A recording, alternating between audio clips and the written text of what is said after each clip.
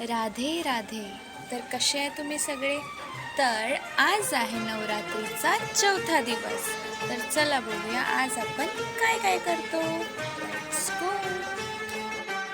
नवरात्रीच्या चौथ्या दिवशीचा प्रमुख देवता देवी कुष्मांडा आहे. कुष्मांडा देवीची पूजा केल्याने सर्व रोग आणि दोष नष्ट होतात असे सांगितले जातात.